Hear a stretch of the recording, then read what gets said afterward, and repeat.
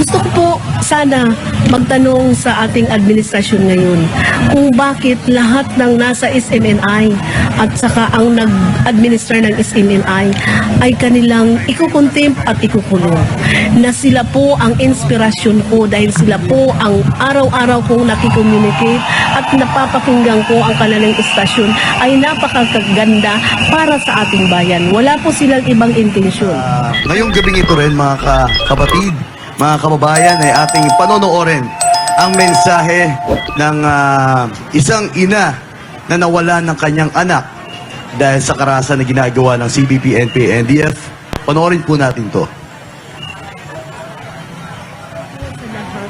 Lalong-lalo na sa mga sumali sa prayer rally ngayon, pati po sa mga anchor ng Laban Kasama ang Bayan, lalong-lalo na po kay Pastor Kibuloy, na siya po ang nag-administer ng SMNI.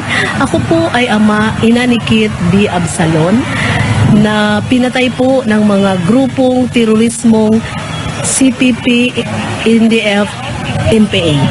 Yan pong mga organisasyon ay hindi ko makalimutan kung bakit wala namang kasalanan si Kit. Pinatay nila ng karumal-dumal na pagpatay. Ginamitan ng bombing, landmine, dinaril pa sa noo. Na kung saan ang anak ko ay hindi naman masamang bata. Siya ay nag-aral sa FEU. Siya ay may ambisyon. Ang ambisyon niya ay sinacrifice niya dahil kahit maliit pa siya ay humiwalay na siya sa amin. Pinatay siya ng walang kaawang-awang inusinting bata ang kanilang pinatay. Dahil po sa SMNI, na huli po ang mga nagpatay sa kanya at umamin din po ang NPA.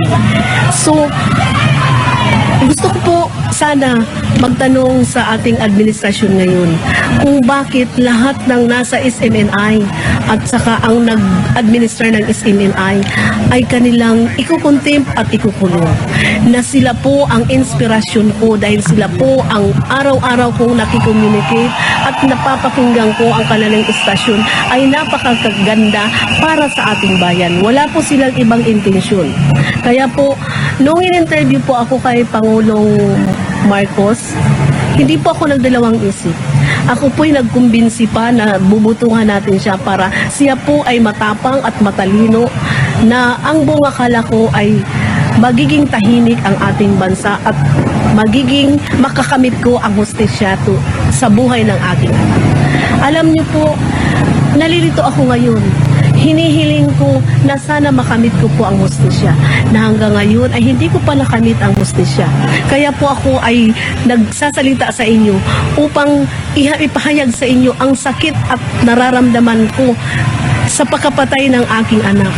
Dahil isa ang anak kong inspirasyon ng mga kabataan sa laro. Kahit saan maglaro ang aking anak, ay dinadala nila ang t-shirt, ang jersey ng aking anak. Dahil ang pakaalam ng aking anak at ang kanyang mga classmate at mga naiwang ka-classmate at mga kabataan, ang bata ko ay napakagaling sa paglalaro. At hindi lang po siya nagbigay ng karangalan para sa magulang, kundi para sa ating bansa. Hinihiling ko po sa raling ito na ako po'y kasama ninyo upang makamit natin ang kalayaan. Sana po maintindihan tayo ng ating Pangulo. Pansinin niya po ang hinihiling natin. Hustisya, kalayaan, katahimikan ang ating hinihingi. Sama-sama po tayong hihiling, ipagdasal natin na sana po, wag niyo na pong si Pastor Kibuloy dahil wala po ako nakikitang masama, kundi siya po ay lingkod ng bayan. Siya po, naalala ko po na siya po ang unang pumunta sa akin ang kanyang mga reporter. Ginamit ang SMNI na mailabas ko ang kung paano namatay ang aking anak at kung paano sila magsuporta, pinansyal, saka mga grocery. Natanggap ko yan. Wala po ako natanggap sa ibang tao, sa mga politiko. Ito po, wala po akong tinulungan din po ako nila, pero iba si Pastor Kibuloy na hanggang ngayon, inaungkit pa rin nila dahil ako hindi ko pa natatanggap ang hustisya. Kaya po, Pangulong BBM, sa pag-interview ko sa iyo, naniwala din po ako na alam ko may katalinuhan ka.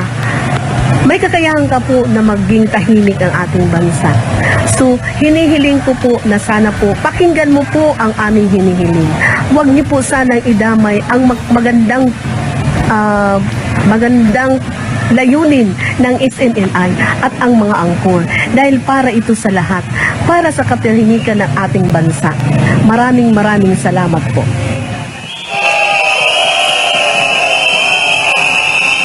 At ayun po, ang isa sa naging daluyan para makapagbigay tayo ng impormasyon, ang laban kasama ang bayan. Pero ngayon, hindi ko na po patatagalin para mas bigyan din at palalimin pa ang ating talakayan. Talakayan na para akala ko, laban kasama ang bayan eh. Ang ating rally na ito, nandito po ating mga kasama si Kia Eric Celes.